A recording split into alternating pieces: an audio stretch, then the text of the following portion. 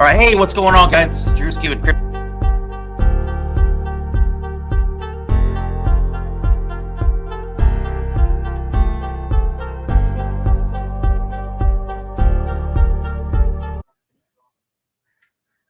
All right, here we go. Back on it. Hey, guys, this is Drewski with Crypto Warfare and Conspiracies podcast. I'm glad you guys are tuning in tonight. Guys, we have an awesome show for y'all. It's gonna be a little different, but hey, I'm glad, and it's gonna be awesome. I want to thank Amanda for hooking me up with this awesome dude. And before we get into that, I want to give you guys know I am all about small businesses, so I want to give a couple small business shout outs. All right, if you guys need any good window cleaning, you guys should hit up Berry Hill Window Cleaning. They're here in Middle Tennessee. You guys need any good power washing company? My buddy Brian, Farrah knows who he is. Brian, he started up his own power washing company. It's called Tier 1 Restorations. They do anything power washing or anything cleaning, construction cleanup like that. You guys need any gravel or anything hauled? Hit up my buddies Danny. Their business is called Bearded Brothers Trucking Company. So they haul anything from gravel to asphalt to anything you guys need. They will carry it. And if you guys need any good merch, hit up my buddy Chris. His company is called New City Hustler. So you guys can check him out. I will have everything in the show notes. And as far as that, yeah, if you guys need anything else, hit me up. You guys have any experiences, or you guys just want to chit chat or pray or anything like that? You got any prayer requests? Hit me up. cryptidwarfare@gmail.com. That's cryptidwarfare@gmail.com. That's enough of that. Let's get into this podcast. You guys, I have a very special co-host with me. She's a good friend of mine. She's been on and once or twice, and she has also a podcast of hers as well. May I introduce Miss Farrah? Say hi, Miss Farrah. Hello, everyone, and thank you for having me here, Drewski. It's going to be so much fun. I'm so excited. It's going to be good. And may I introduce the guy who we're interviewing? I hope I'm saying this right. Devon Oman. Is that correct? Close enough. Yeah, Devon Oman. Devon. Okay, I kind of church it up a little bit. Devon Oman. don't. Also, too, I'm going to hit up Farrah's podcast. She's the host of Social Disruption Podcast. So Yes, yep, coming out January 20th. I'm excited. I'm excited about that too. So it's going to be good. All right, guys. May I introduce Farrah and I'll just say Devon Oman to the podcast. Devon. Thanks right now. Hello. All right, man. Yeah, like I said. Go ahead, bro. But yeah, like I said, man, we'll just go ahead and we'll just get into it, man. Why don't you tell us just a little bit about yourself? Yeah, for sure. I'm from Swift Current, Saskatchewan in Canada, and I make low-budget, cheesy B horror movies, and it's non-profit. We don't make a dime from these films. All the proceeds go towards the local rescue animal shelter, and it goes towards the cats, the dogs. We raised about $34,000 over the years for our films, and we started to show our films in like different cities of Canada, and the money from that events go to their shelters as well. So I don't want to make a dime from these films ever, and my whole goal is just to help out the animals and make B horror movies, basically. That's a great combination. I think so. You don't hear that much of people that have a movie company that are also giving back to animals. It really doesn't go together as mainstream as you would think. So it's great you're bringing that to the forefront. I think more people should do that. It's fun. It's combining two things that I grew up loving. Like my parents were huge into horror movies, and they were huge into animals, and I think that's where I got my love for animals and horror movies. So I was like, why not combine the both of my passion for animals and passion for horror movies, and then it's like a perfect combo.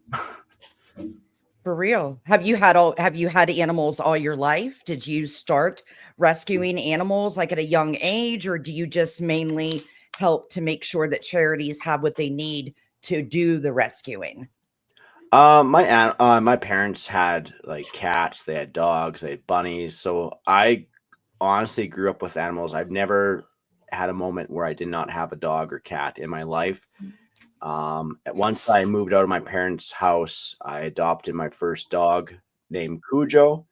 He was a Saint Bernard Border Collie mix. His name was Goose off of Top Gun. So I Cujo because it was like that's way more my kind of name. Yep. What a great And movie too. yeah, Damn good movie.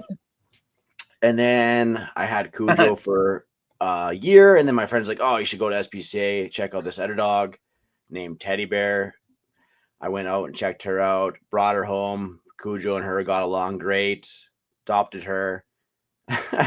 And then I went to pay for her, and then I seen this other dog that name was Ash, and he's a German Shepherd Chow Chow, and I was like, I'm like, I don't know if I should get 3 dogs. That's a lot of dogs. And then Go for it. I went to the movie theaters that night. I remember going to, it's not a horror film, don't judge me, but Romeo and Juliet, that gnome movie. Oh, yeah. Yeah. Great movie. Yeah, went to watch that, and I could not focus at all on that movie. All I could think about is that dog. I was like, man, I really want to adopt the dog. Should I adopt that dog? And then next day, went to take the dog for a test drive, and he got along with my other dogs. And yeah, I had 3 rescue dogs. Unfortunately, over the years, they passed away. Yeah. And then 2 years ago, I ran into this dog at SPCA called Barry, and he's a Bernese mountain dog. And he was abused. He was physically abused, emotionally abused. He'd show his teeth. He'd stand on his hind legs and smash the cage. Very scared. He didn't like me even when I first met him. I would go out there multiple times. I'm like, you know what? Even if I don't adopt you, I just want to be friends with you. Right. So I went out there multiple times just to get used to him. Eventually he let me walk him, and that's when we like bonded really well. And I was like, okay, my next step is to introduce you to my dog Cash and see if you guys get along. They connected. Dude, I'm really liking how you're naming all your dogs off these movies, dude. Cujo, Ash from freaking one of my favorite movies, Army of the Dead, and then Cash from Tango and Cash. I don't know. I'm just kind of picking up those little breadcrumbs on that. But anyways, yeah. So yeah, they got along great, and then I adopted Barry. He's sleeping on the ground right now. And now, what's Barry named after? Because that doesn't come to mind, at least to me, for any movies characters. He just came with the name Barry, and it suited him because he's like a big bear, basically. Okay. Yeah, he got along with Cash. Him and Cash were good friends for a good year, and then Cash unfortunately passed away. And then Barry has not liked a dog since. So he was just I don't blame him. One dog Poor guy. person maybe. So he's a good dog though. Like he's changed my life. He's a very goofy dog, and it's cool that to me, like I introduce him to people and they're like, oh really? He was that aggressive and he showed his teeth and all that. And I'm like, yeah, he was not he was scary. He was very scary when I first met him. You taught him how to trust again. Yeah, exactly. And that's what I like about rescue dogs too, is that they have this past and a story with each dog and cat. So it's cool. It's huge change for him. He's spoiled as hell now. He's loving life. He's watching movies with me. He's sleeping on the couch, sleeping on my bed. Now I see your name, Devon Oman, Dead Prairies Productions, which I want to point out for a second. How, what inspired you to start Dead Prairies, and where does that name come from? Dead Prairies Productions started in 2012. We didn't really have the name right away. Me and my friend Bob Taylor made Zombiegeddon 1, and we thought Dead Prairies because we live on the prairies for Saskatchewan. So we combined zombies, prairies, and productions, obviously. So yeah, like it came with that. And then we didn't really focus on the name until a few movies in. I'm like, we should probably start focusing on the company's name instead of the movie titles. So that's when it started to kick off more, where people like, oh, you're the Dead Prairies Productions guy, instead of like, oh, you're that zombie dude, right? So, which is nice. I'm okay with being called whatever, but like it's cool that Dead Prairies is starting to get a name now. It's catchy, and when you hear it, it almost has a presence when you say it. You know, it because you can tell that there is a past into that. The person that made that production, there's a reason for it to be made, because also you're doing it to in turn help animals. So Yeah. it kind of like all cross contaminates together in a good way. Oh, I exactly. dig And it. it's catchy. I love it. I loved it. Yeah. Okay. I'm taking your show. Sorry, Drew. Go ahead. Dude, you're good, girl. I was up here sitting back, letting you guys chit chat. Good stuff, man. Okay, so going back to that. Okay, so when did you start? Basically on like sticking your foot and getting your basically on like getting like your feet wet and like production and all that stuff with horror movies. It goes way back. So I was very obsessed with horror films when I was like young. I was probably watching horror films when I was like 4 or 5 because my parents loved them a lot. They got me my first camcorder when I was really young. I started filming little short, silly films with my dogs, my action figures, my brother, my parents, whatever I can get my hands on. Basically, I made this little short film with my brother. We had a little doll. I think the doll was from like my dog's toys, and we made this doll come to life as me versus this doll. And I was like, that's how we started off. And then we did like a spoof of Blair Witch projects with me and my brother in like Oh, playground area and just do things like that. And after that, I went to high school and I met a few friends that were kind of big into horror movies and they wanted to do some filmmaking as well. So I was like, yeah, let's start making these short horror films. And we made these $0 short films about killer puddles and I want to see that. That That sounds interesting. interesting. Are you It's talking like wild. puddles that you step in, like rain puddles? Yeah, I don't know why we did that, but Dude, that would be a bad day in Tennessee. It literally just got done raining like nuts, dude. I'd be like, I ain't going outside. so yeah, like it's like $0 basically. We just kind of just found things around the house. We made these short little things for our enjoyment. We didn't really show anybody. After high school, I met a good friend called Bob Taylor. Me and him started doing YouTube videos and we were spoofing like famous horror films and our budgets were $0 again. So we were doing like Nightmare on Elm Street, Jaws, and we just get like a blow up little pool and these little action figures and we play our human self and we switch to the action figures and just ridiculous stuff. People liked it a lot and I was like, cool. And then Bob It's still on mentioned YouTube, right? no, a lot of that was taken down. Oh, because I was seriously, I was gonna go back and watch that after we're done. I might have some clips on DVD still. Okay.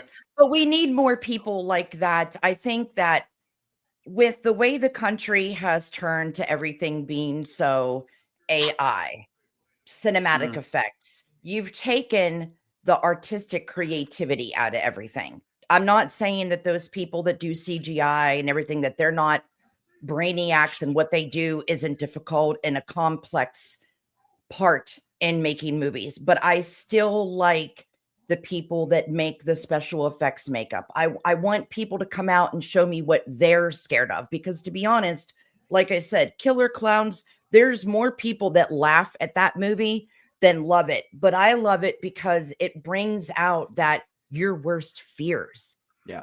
So, your movie that I saw, I think it's your latest, correct me if I'm wrong, but Gorfers, The Final Gnaw, was just released. Can you walk me through what was your journey through getting that? Because trust me, there is a lot of prissy women and men that see a gopher or see a groundhog and people are scared of bugs and stuff. So I just love that you took something so, I don't know, nonchalant, to be honest, but take me through the concept of you building that and putting it out.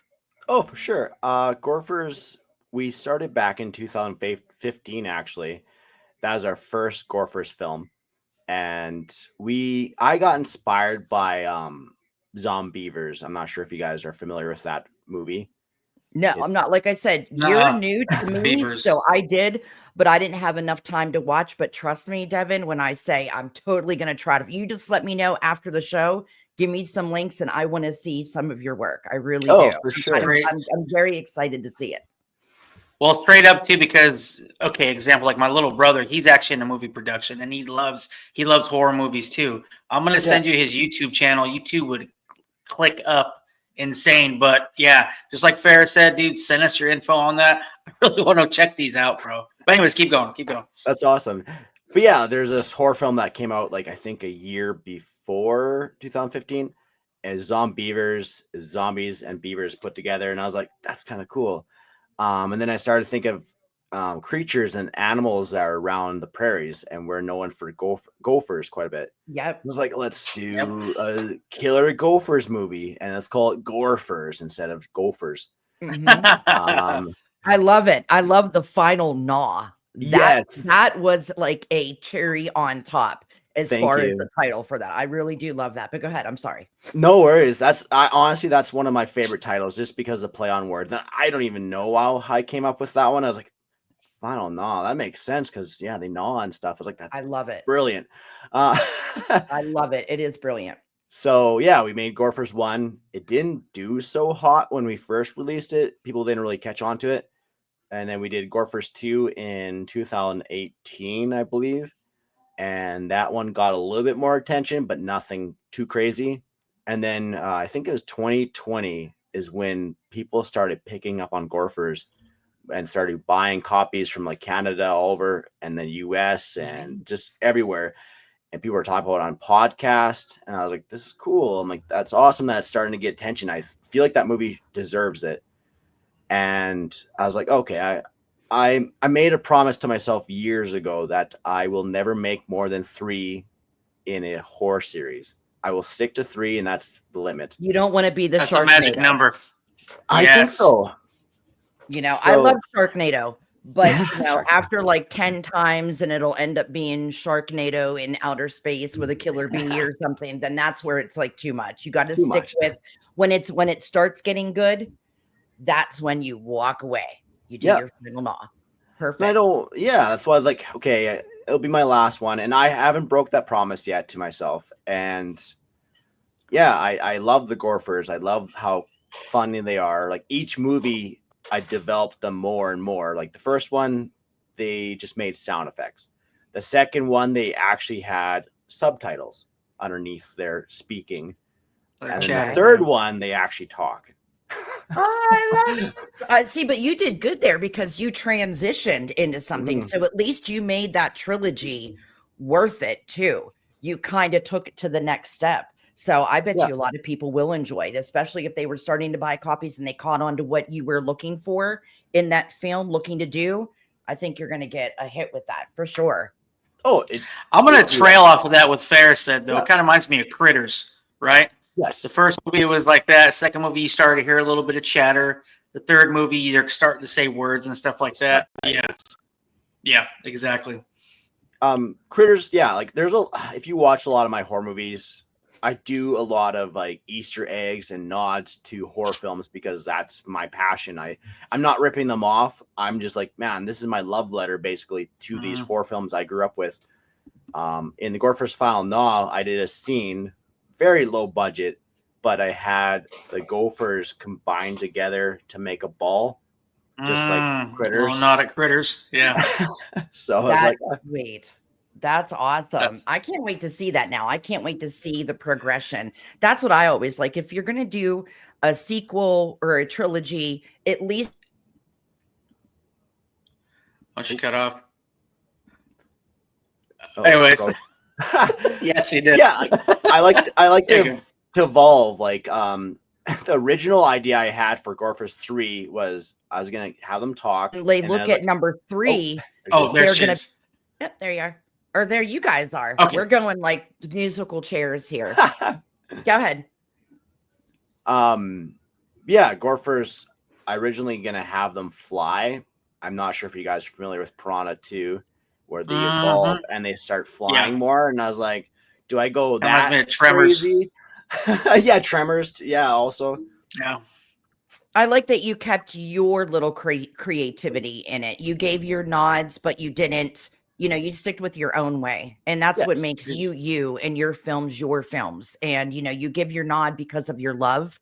So I know probably tons of people have asked you this before, but just because you are in production of your own movies now, right off the bat, no thinking, no 5 seconds to think, what is your favorite horror movie? Ooh, my favorite horror film. Right off the bat. That's tough. Boom, go, boom, go. Child's Play 2. Child's Play Ah, 2. there you go. There Child's you Play go. I 2. love Yeah. Child's Play. Love I it. have I yes, love many I love reasons. That's a good one. too. Okay, now hold on. I'm gonna tell you off that question. What horror movie would you rather live in or like be in and survive? Ooh. Horror movie I'd be in. That's a good question. I've never been asked that. Because I'm always thinking of like that. If I'm watching movies, I'm like, I wonder what it would be if I was in that. You know what I mean? Anyways, yeah. Yeah. That's the one thing always in horror movies. Don't you get that way, Drew, when you're sitting there yelling at the woman with like the big boobs, like always like fighting for her life? And it's like going to that door to look down the cellar, and you're like, why are you doing that? You're alone. Like you're alone. No one's there to help you. So yeah, that is a great question, because I'm sure there's one movie where you're like, oh my God, I would have done this. I would have done that. You should have done this. You should have done that. I'm not sure if it's like really a full-on horror film, but to be curious of see it is Gremlins. Like I think that'd be an interesting environment. Dude, I wish There you there go. was Gremlins. There you go. That'd be a good one. I'd Now, buy- which one? One or two? Number one. Okay. I've always wanted to have a little pet. What was it? Mugwai, dude. Seriously. Yes, they're cute. They're so cute. So damn Now, cute. I have a question. As a horror filmmaker in Saskatchewan, have you ever thought about doing any Bigfoot scary movies, horror movies? We did a very short Bigfoot sighting in Saskatchewan. It was part of our Sin Volume series, and it's like I think it's like 4 minutes long. And there's police officers that have found a sighting of Bigfoot. So it's just basically a camera on their dash, and they show the cops investigating the forest. One cop gets killed, and then the other cop goes investigate. And next minute he comes running out, and Bigfoot's chasing after him, and then tackles him, and that's where it cuts off, kind of. Oh, It's super cheesy because it's a dude in a costume, right? Very I obvious. want to see that. For me, I threw it up on YouTube just for shits and giggles one time too, and I switched the title saying "Bigfoot sighting in Saskatchewan," I think, and I got a few comments, and like the views were, I think, pretty high for what we do. So I was like, oh, it's probably on there still. As long as you get a good special effects maker, I think, silent wise, there's many people that want to see a Bigfoot movie, and I think it should be done. If someone does one, I think it should be done in almost like the realistic effect, the fact that there's so many missing people, in the Pacific Northwest and different areas where there's great big Sasquatch sightings. I think it should be something almost like documentary slash horror Blair movie. Witch Project. Yeah, kind of something like that, because let's be honest, that is what is scary, is if there really is, and when there's people that go missing with nothing left of them. I mean, we're in a day and age where you can track someone down if you know, but when they go on a hike and they never come back, and there's no footprints, and there's no book bags, and there's no batteries and food and tents, it kind of makes you wonder, where these people are. So how would you like to do something like that? Like, would you? Yeah, no, like Drew said there, actually, that's the first thing that popped in my head. Like, if somebody was to do a Bigfoot film, I think the Blair Witch Project style would be the best way to do it. That way it has that realistic, gritty type feeling to it. Yeah. I would personally not get like famous actors. I would just get like local people that are not well known. I'd get like a very POV type camera like Blair Witch. Yeah. And then just have that darkness scenes and maybe just like really quick, fast movements of Bigfoot where you can see maybe just like the foot, right, or the hand, or just like the eyes even.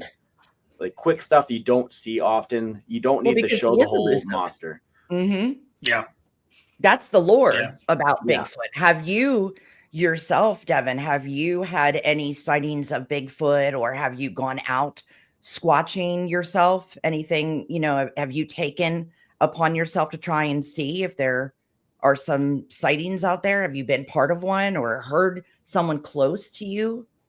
I personally haven't. I'm just trying to think of somebody I know has went and explored that, and I want to say no, as far as I know. But I you know, know that there are a lot of sightings where you're at? yeah, I think there's areas where people are saying that, but I Yeah. never really Oh, explored into it too much. yeah. What's funny is that talking about that, they just came on Fox News. I sent that to Farrah. They're actually these two guys that were. They said that they died of Exposure. basically them like being like of like lack of like preparedness, right, from the elements and stuff. But they're out Sasquatching stuff like that. But yeah, so yeah. But as far as that though, I'm gonna piggyback off of what you said too. Whenever you are recording your movies and doing all that, have you ever Yep. had anything paranormal happen to you when you were doing those things? Um, Anything weird?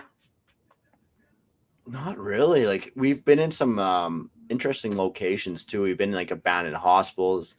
We've been in like a more creepy bar setting in the basement, and it's like kind of like Nightmare on Elm Street type of vibes to it. Um, Nothing that comes to my head has popped up for that kind of stuff. I think people saw they've seen something in the hospital. Mm-hmm. Um, this might be cruel to people, but my actresses wanted to explore the hospital, the abandoned hospital. So then they left me behind. They went to explore. I'm like, well, that's not a good thing to do to a dude that's big into horror movies. That's always how it goes. So, Yeah, yeah, right.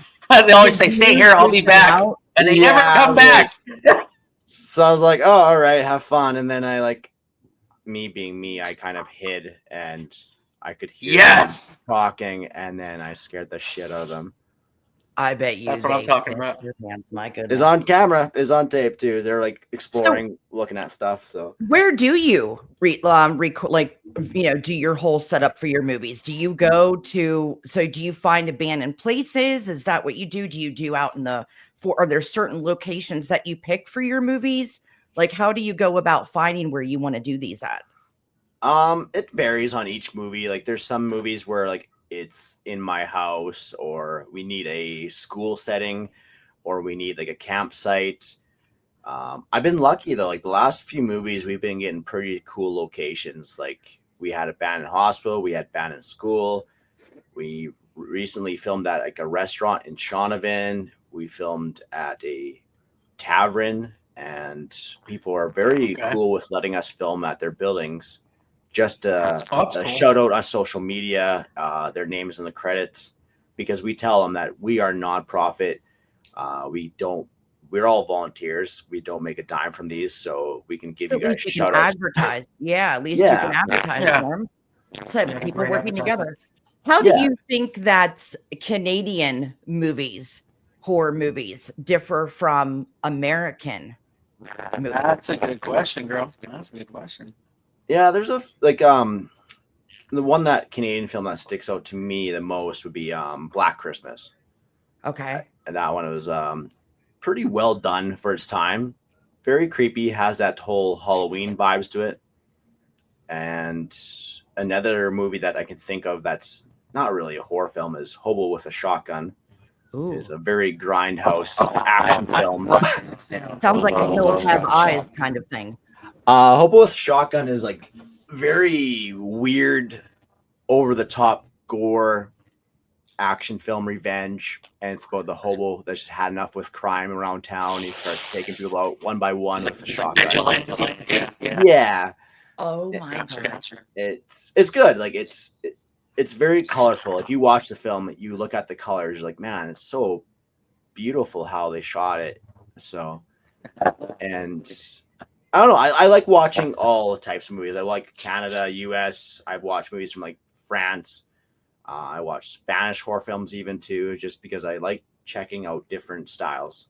Are there see horror this. movies from France and Spain? I mean, it's just like Oh yeah. maybe it's just because I'm not looking for them, so it's probably a stupid question. But and how do they differ besides the language? Do you see like less CGI effects, more the same as us? How do they differ in the way that they build their movie, or do they differ at all?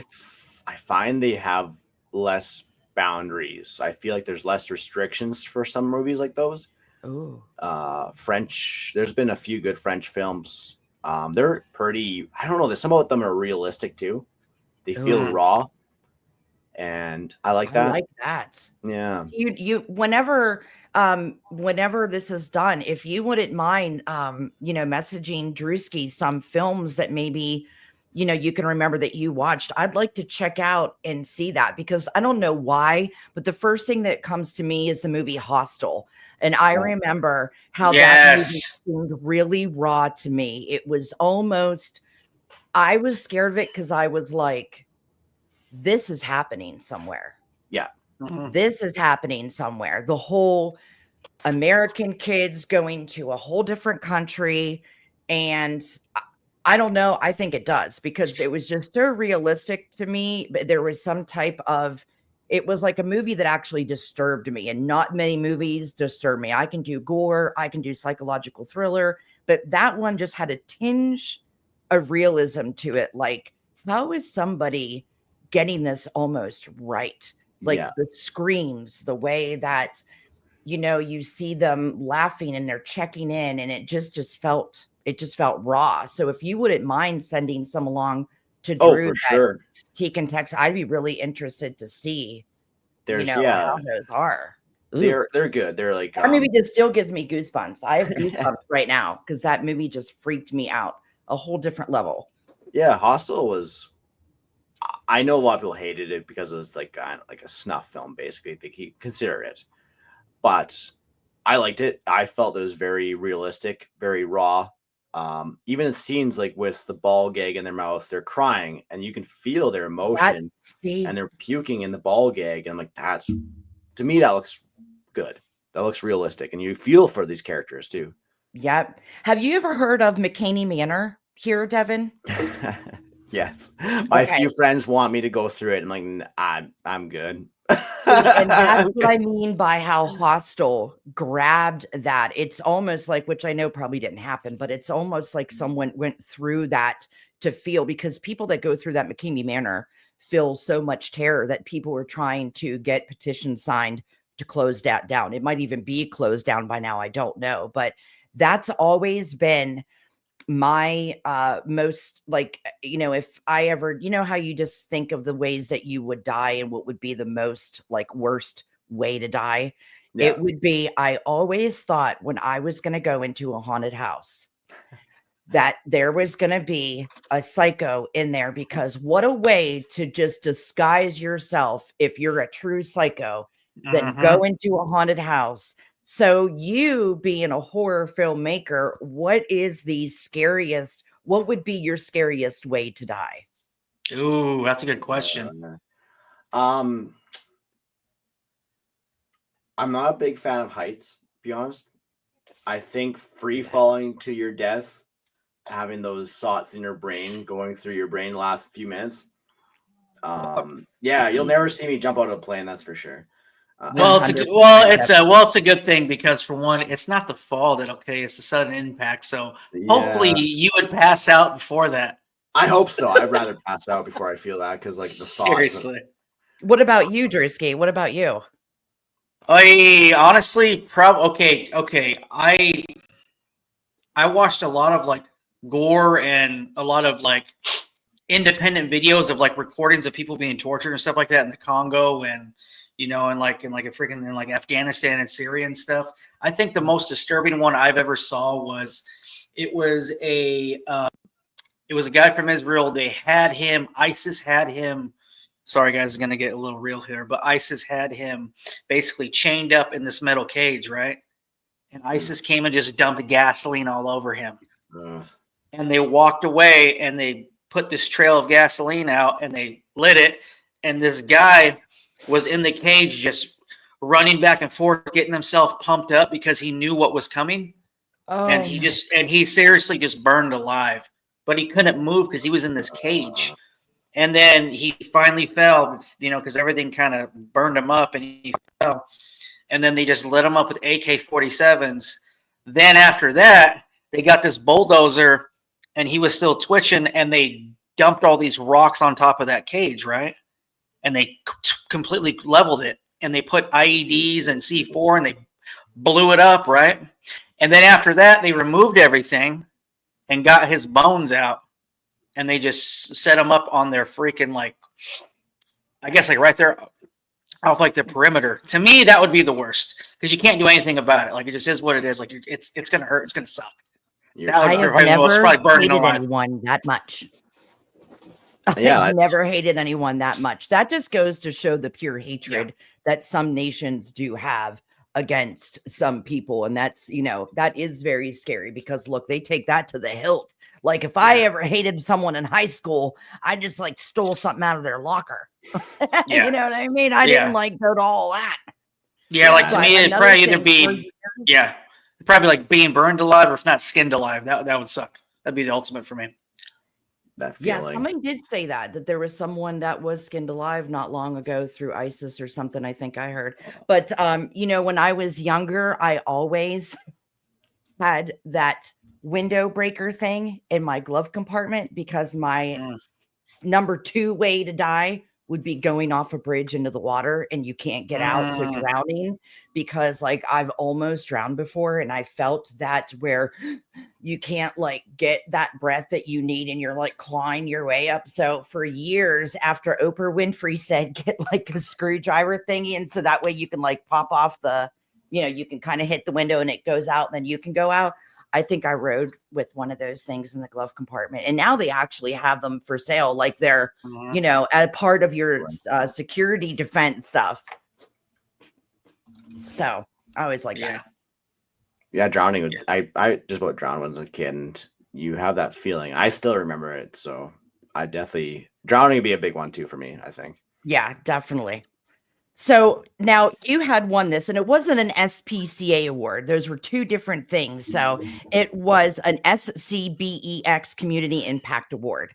So what did you win that for? And were you nominated? I think you were nominated, right? But you had won that award. What did you win that for exactly? So I've been nominated for a Community Impact Award or Citizen of the Year. It's for the city of Swift Current, and I've been nominated for that award since 2018. People put their names, nominate people in town saying that they deserve it, and then they go from top 10 to top 3, and then whoever wins that gets the award, right? So I've been nominated since 2018. And just being nominated was cool. I didn't really, I'm if I win, it's cool. If I lose, it's cool. I'm down for whatever. It's being cool that I've been nominated that long even. And people obviously appreciate what I do in town. And yeah, I finally won the award in 2024 this year. And it was a cool thing because I was at the award show. And I was there's no way I'm going to win this. And I just kind of it's not going to happen. But then they announced my name. I was oh, fuck, I have to do a speech now. Oh, yeah. You were not prepared for that, were you? No, I don't write anything down. You just kind of shoot it. Yeah. Yeah. Congratulations to you. Yeah, congrats, man. That was good. That's awesome. It's cool. I don't usually win awards or trophies. So it was a cool little thing. It's a big size thing too. So me being me, I joked about how I could use a trophy for a horror movie prop for my next movie and use it for impalement or smashing somebody with it. And there you go. I put that in my speech too. I was people laughed at it, so I'm glad they got my sense of humor. I was just going to ask, what is up for you on the horizon? What do you have? What's your plans? What's 2025 going to bring us with Devon Oman? Devon. I don't know yet, but like this year was pretty huge for Dippers Productions. We did a little movie tour with Scorfer's Final Gnaw. We had a sold out showing in our town. Then we did a showing in Regina, Saskatoon, Toronto, Medicine Hat with it.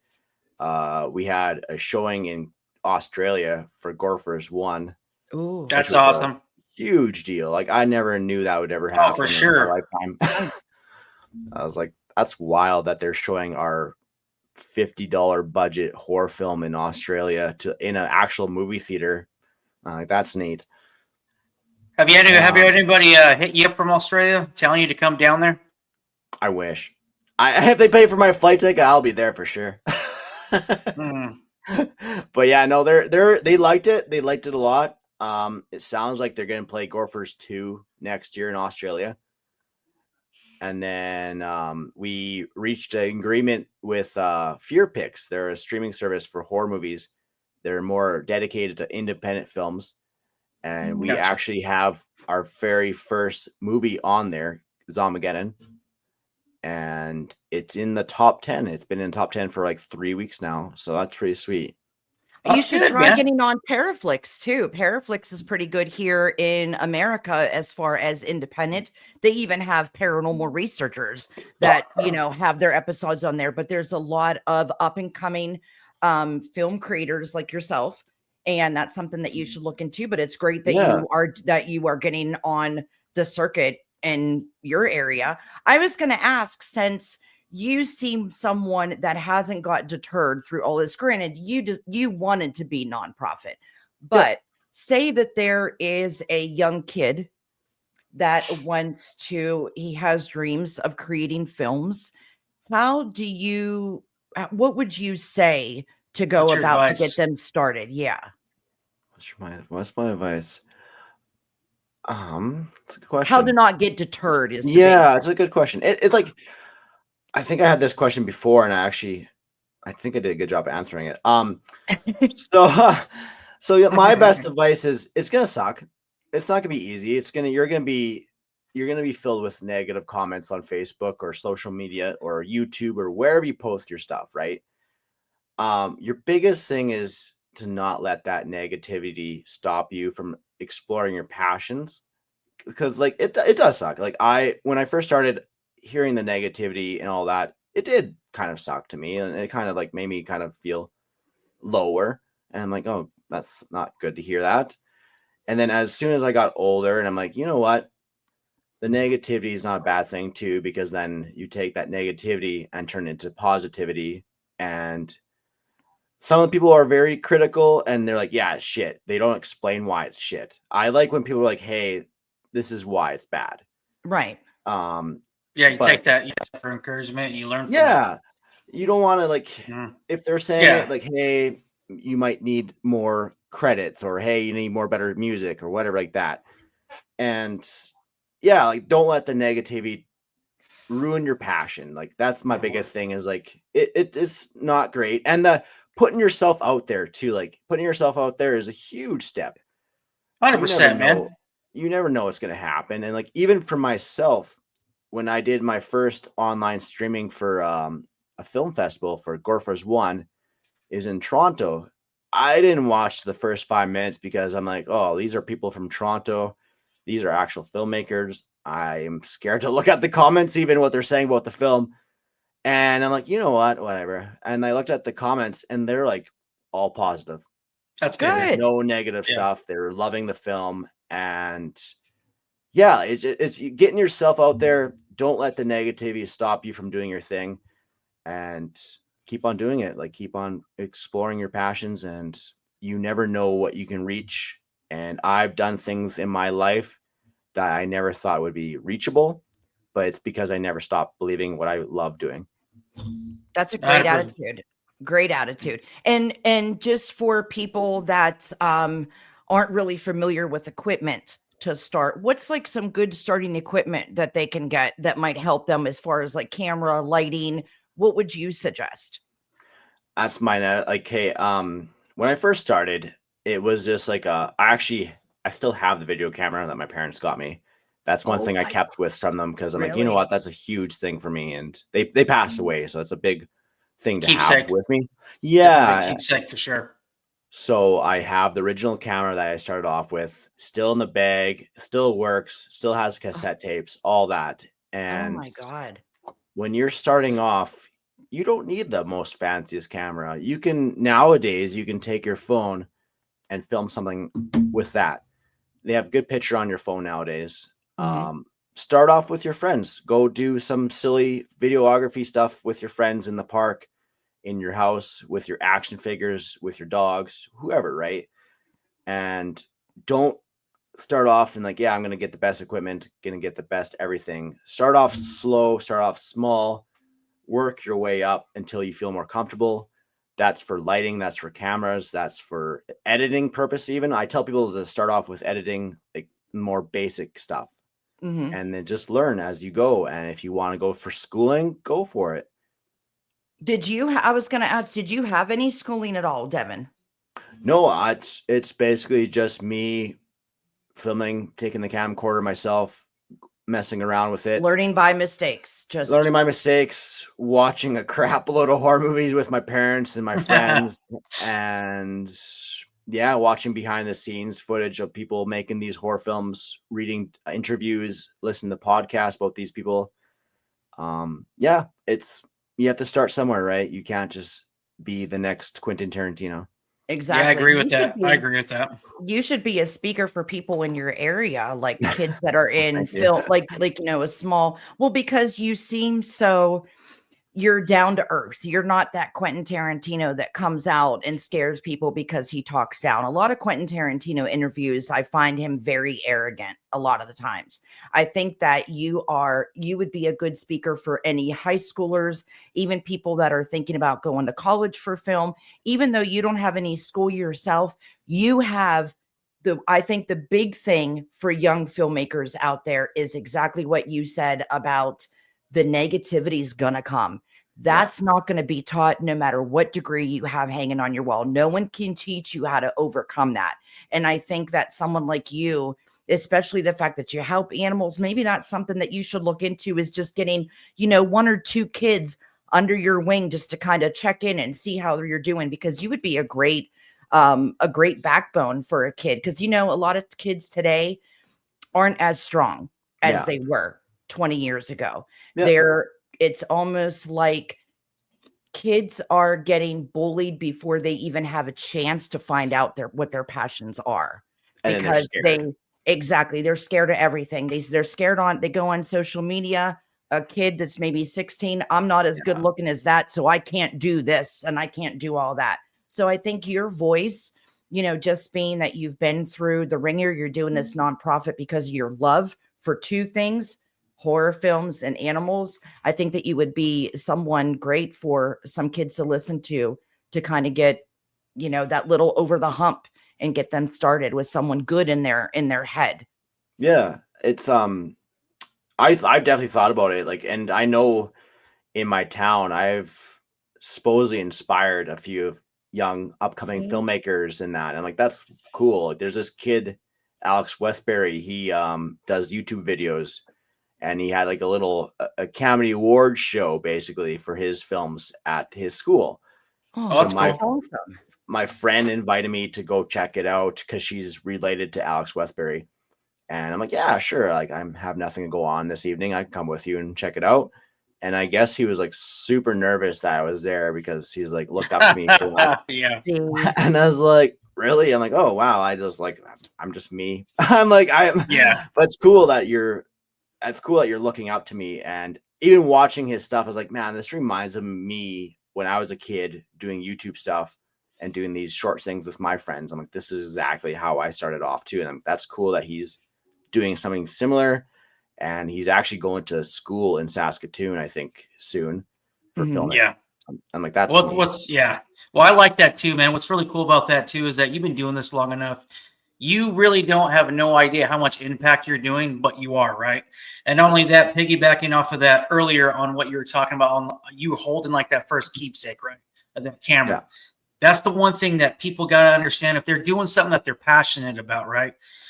like with me, it's cryptid hunting. With Farrah, it's it's based on like her podcast and paranormal and stuff like that, scary stories. It's straight up scary movies and whatnot. But people got to hold on to those keepsakes because honestly, dude, doing something long enough, you are going to get burnout. You are going to get during these things. You are going to have haters no matter what you do. But if you have those certain things to remind you on why you first started it, why you're passionate about it, you know what I'm saying? That definitely keeps the fire going. And not only that, it is kind of nice having like a nod every now and then, especially like that kid, right? Yeah. You had no idea how much of an impact you're actually bringing on this kid. So that definitely had to put a fire in your. You know what? Even though I don't see it, but like little winks here and there, I'm seeing. That's letting me know that I'm doing the right thing. Right. Anyway, so. Yeah, 100%. So bravo on that. Yeah. 100%. Like that, it shocked me because like to me, I don't think I'm like that big, but people obviously look up to me and like that's cool that they do. Hey, that's good awesome. Though. Keep that mindset, keep that humble mindset, man. It's definitely gonna get you far for sure. Takes a shot of their drink. Yeah, here to that. Yeah. Sorry. Yeah, and there's a young female that's doing makeup for our new film, and she does the makeup for gore stuff like that, and she's loving it. She's having a blast on set, and we've been taking pictures of her working on the makeup. I think she wants to do some schooling in the future for film stuff, and I'm like, yeah, keep those photos and use those for school and all that. So a quick question though, with all these, sorry, Farrah, quick question though, with all these people that are helping you out with the whole makeup and all this stuff, do these people go to you, or do you like a help wanted sign, or these people just volunteer like, hey man, I'll help out? Like how does that work? It's changed over the years. Like when we first were starting off, the first film was huge. People wanted to be zombie extras.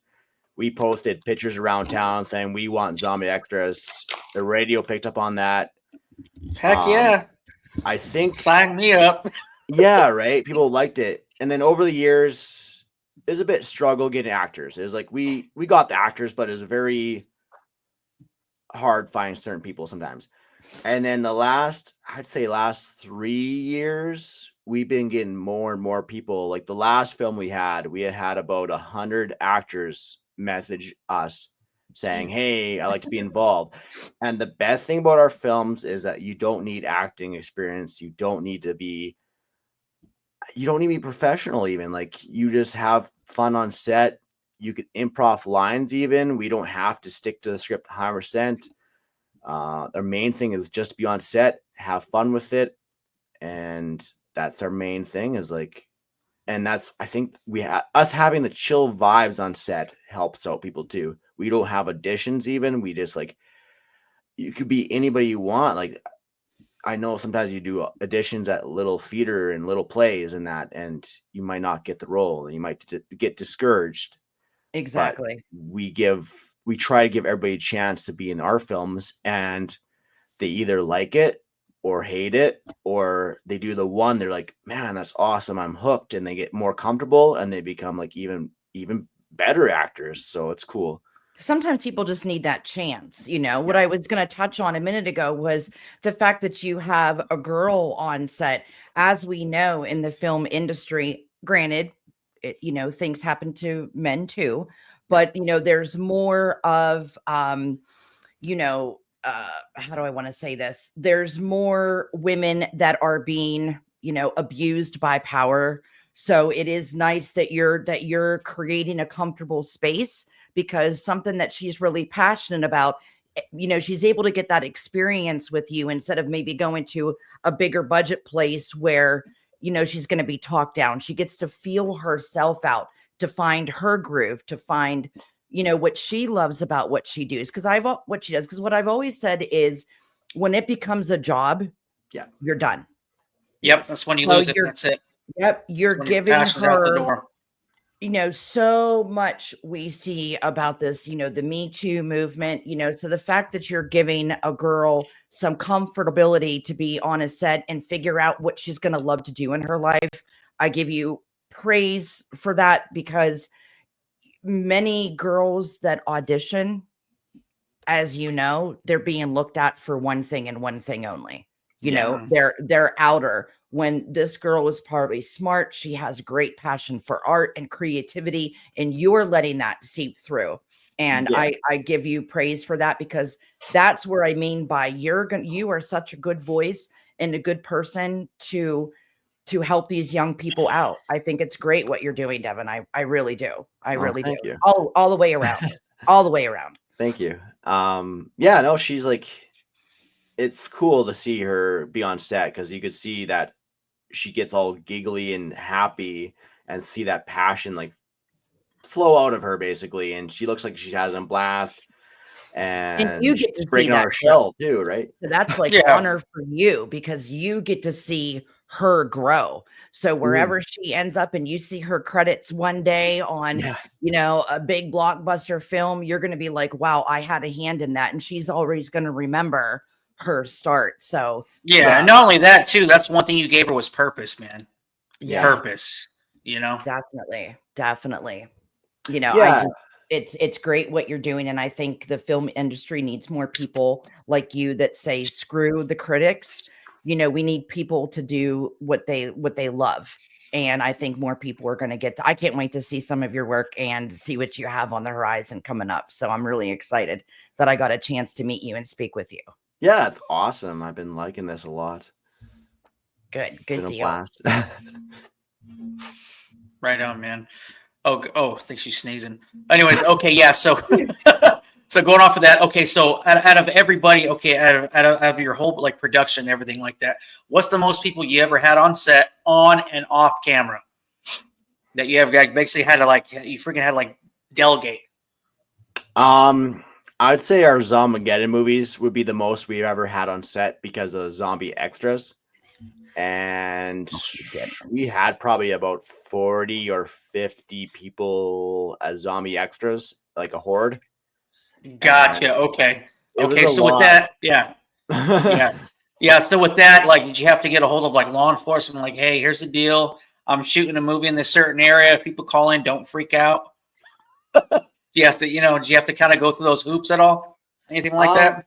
Certain locations, I'd say, yeah. There's one time that was kind of a little bit bad, but nothing happened, thankfully. We were filming on a dirt road. That's always how it starts. That sounds like a good story. One time on a dirt road. So we're filming on a dirt road, and then we had a scene with this criminal, like a bad guy prisoner, which was played by me actually. And we had a gun to this guy's head.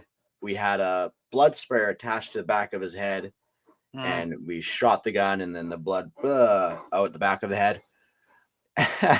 So we're getting ready to set that all up, and next minute, a shitload of cars start driving by, and we're like, "Oh God, what's happening?" And then we find out that there's a Bible camp nearby. Oh man! And the joke continues. One day on a dirt road by a Bible camp. Yeah, so they take their kids. Not that I don't love the Bible camps.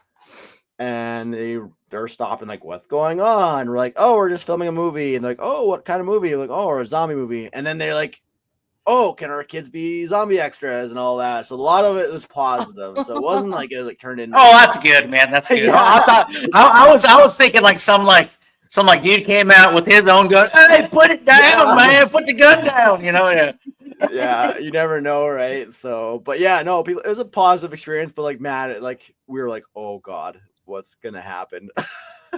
That's awesome. That's a good story right there. It was good though. It was everybody was happy and their kids got to be in there. So that's awesome. People are pretty cool. But I'd love to be an extra in a movie. I always see little ads on Craigslist, although they are on Craigslist. So I know. No. Yeah, you want to click on that, and all of a sudden it goes like back page or something like that. Like, oh, I'm in the wrong spot, guys. I'll go to be a zombie extra, and it's like a hotel room, and I'm like, wait a second, I don't think. Wait, this reminds me of Hostel. Yeah, right. That the worst part in Hostel, that would probably be my number 3 on how to die was when they sliced his Achilles tendons. Oh yeah, remember that when he was in the chair. Yeah, Dude, could you imagine how that would hurt? that gets me all the time. Doesn't it? It's Yeah. something with the Achilles tendon. I don't know what it is, but anytime I see a movie, oh wait a minute, who else did that? Pet Cemetery. That cemetery was the kid. Yep, Gage, when he Yeah. was underneath the kid and the old man, he with the scalpel, he slit his. You know what got me too is remember that movie called Wax? And it had like Paris Hilton in it and stuff like that. House of Wax. Well, that girl stuck her finger through that grating and her mouth was like shut with super glue. Well, that dude cut her finger off with dikes. Yeah. As her finger was going through, and then her lips ripped open. I was like, "Oh my gosh!" Like me and my wife saw that back in the early 2000s. We're like, "Oh!" I felt that. Devin, that's a great question. What is the best gory scene that you've seen in a movie before? What would you have to say is a good scene, a good kill scene? Good scene. I know it'd be hard to narrow down. Yeah, I there's know. a lot of gory stuff I out there. know. I find fingernails and teeth get to me, but When if you want to go with like break backwards, or like ripped off, pulled off, yeah. I know it's more cheesy, but the Terrifier 2 and Terrifier 3, they go all out for gory stuff. And I haven't been able to bring scene myself to watch that. It's wild. And it kept going. That's the thing. Like, it's like, oh, this is ending. No, it gets worse and worse. And I'm like, holy crap. I haven't been. I saw the cover of the Terrifier movie on my Go Movies site, and I have not been able to bring myself to watch it yet because that face, I'm just like, I can't do it. I'm too scared. I was like so not scared back in the 80s with Jason and Freddy and all the, it's another good, like it's a horror movie, but not like gory. Have you checked your children lately? Oh yeah, that was one of my mom's favorite films. Yeah, have you ever seen that, Drew? No, but I heard about it though. The baby, you know what movie? The babysitter where she's watching the kid. I should crank that again. Yeah. You know what movie really freaked me out was It's Alive. It's with that baby with the three fingers. Yes. Yeah. Anytime I'd see bushes shake, it freaked me out when I was a kid, dude. There it is. She's back. You there? Okay, good. Yep. When I'm gone, when you say I'm gone, you're gone, which is funny. Oh, really? Oh, this is gonna be great. This is gonna be great when I go edit it. Oh, how fun! No, what was I just saying? Oh, yeah, have you checked your? It was the guy he would call to the babysitter, and he's like, "Have you checked your children lately?" Mm-hmm. And it's like, dude, that's scary. He's in the house. Yeah. And the scariest times was when I would babysit, because when the kids would go to bed, I would be sitting there and I'd be like, yeah, this is scary. Like this really, and I stopped babysitting like a year later because for some reason, no matter how strong I was, it scared me in someone else's house when it was quiet. Like I was so scared. I made sure I knew where all the exits were. I would have a knife under the couch cushion to try to like soothe myself. But yeah, it never worked because I was so scared. Wait. Hold on. Time out. You had it. Okay. So you were babysitting kids at their house and you had a knife underneath the pillow. What if you would have fell asleep and the parents would have came home and you would have been like, yeah, well, I wasn't real. I never slept though. That's the thing. Slept. That's good. I would wait. Now, if it was an overnight stay, I'd sleep on the floor in the kids' rooms because I was always going to be their first line of defense. I was going to be that first witch at the door if you tried to, hurt these kids or whatever. But yeah, that was always good. I love the old classic movies like the Bloody Beach, the Boogeyman. Gosh, what was Rosemary's Baby? That's a classic. I love Rosemary's Baby. I think those filmmakers back then, what was it? Roman Polanski. He did a vampire movie that was really good, that's where he met Sharon Tate at. But I think those, even as cheesy, even Star Wars, I can watch them now. And like my husband's a little younger and he's like looking at the, the special effects, and here comes a ship, and it almost looks like someone just holding a cardboard piece of paper, to him. And I'm like, yeah, but I still look at it like Let's get stuff back then, man. CGI. It's cool. It's very nice. I like that stuff back then too. I'm too much. I don't like all the CGI and stuff today. I don't know. It just makes it seem like that To me, it just takes the talent and the yeah. and the passion out of it, in my opinion. You know what I'm saying? That's just Mhm. me. I like practical effects. Like I've always been a Yep. sucker for makeup, practical effects, stop motion, Yep. clay animation, Yes. all that kind of stuff. Yes. It's been amazing. Clay animation for sure. Yep. Well, I'm going to get scooting because I have to work tomorrow.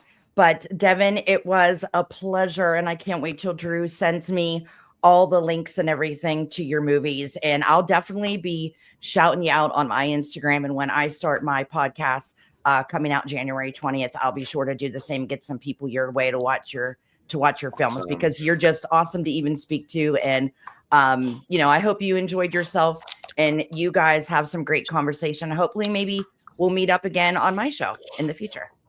Oh, that's awesome. I'm looking forward to it. Thank you so much. Of course. Drewski? Fair Bear, before you go, where can people find you at?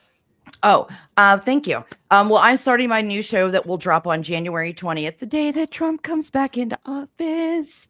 Anyway, yes, and my podcast name is Social Disruption. It is completely a 180 of what I've done before. I'm away from the paranormal and cryptids, going to real world topics, going to cover addictions, abuse, politics, entertainment, society, and culture. But you're going to it's time we start hearing from the real people, like the day in the life of a plumber, an HVAC, a hairdresser. Cool. Because, everyone forgot about the blue collar people that make our country run. So that's where I'm heading with this. And you can find me on Instagram, TikTok, Social Disruption. Other than that, peace out to you both. I love you guys. And everybody on Cryptid Warfare, I love you too. All right, Drewski. Later, Fair Bear. Thank you so much. All right, take care. Bye. Take care. Later, buddy. All right, brother. Okay, cool. All right, real quick though, wrap this up. Okay, other than that, man, out of all the years you've been doing this, but out of your whole entire life, have you ever had any paranormal encounters at all? So there was one time I never really talked about this with. I only talked to this maybe 3 or 4 friends. It's a very small group. I'm not even sure if it really was a thing or not, but part of me feels like it was, and part of me feels it wasn't. So it's like half and half kind of thing.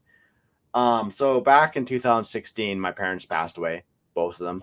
Yeah. My mom and dad died in a car accident. My condolences, man. Sorry to hear that. Yeah, it's a shitty time, but it opened my eyes about the world more, and I think I look at life differently since they passed away. So yeah. So yeah, no, I was a zombie. I was basically a zombie. I did not sleep really. I was lacking major sleep. It was bad. And then one time I was walking outside my front yard and my car was out front, and could be lack of sleep, could be something, but it looked like a light orb in front of my vehicle, and then it moved to the back, and that was it. Okay. And I was like, what the fuck was that? And was that me lacking sleep for 2 weeks or more? And did I see something? And so I asked a few of my friends that had experience with people that have passed away and they also said they seen a light orb. So I'm not too sure what it was, but that's the closest I've had to something potentially paranormal. Okay. So going off of that, so in your gut, what's your gut telling you it was? At the time, I think I wanted to be that. Your parents checking up on you? Yeah. Last little goodbye. Yeah, I'll see you again.